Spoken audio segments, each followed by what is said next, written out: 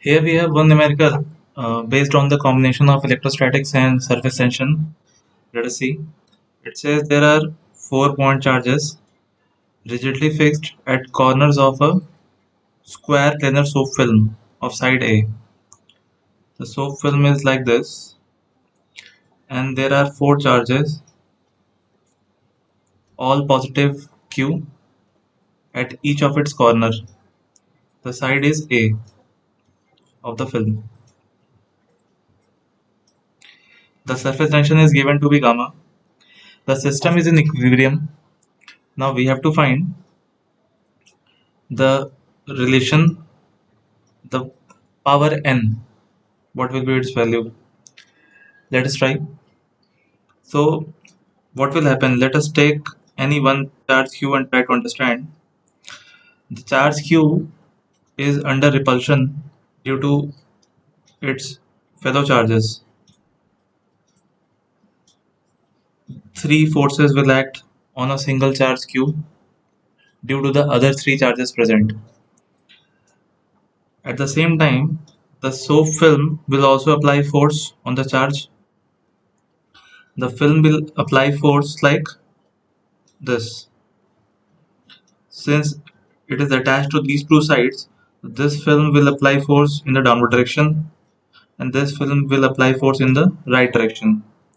Because we know the force due to surface tension is the value of surface tension into length of the film, which is A here. Now since it is a film, we will take the surface tension to be twice. So we are saying 2 times of gamma into A. So these two forces are twice of gamma A, this twice of gamma A. So the net force due to surface tension, F net due to surface tension will be equals to the vector sum. These two are at 90 degrees to each other. So it will be 2 root 2 times gamma A due to surface tension only. Now what will be the net force due to electrostatic repulsion? So this value will be kq square by a square. This value will be kq square by a square. And since the length of the diagonal is root 2a, so this value will be kq square by 2a square. If you do the vector sum, these two forces kq square by a square are at 90 degree, which comes out to be root 2 times kq square by a square. This kq square by a square exactly overlaps with kq square by 2a square. So the net electrostatic force will be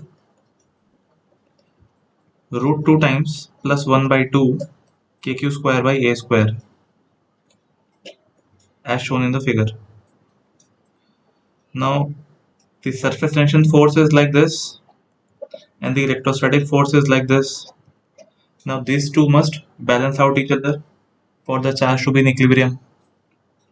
So equating these two values, we get root 2 plus 1 by 2 kq square by a square equals to 2 root 2 times of gamma A.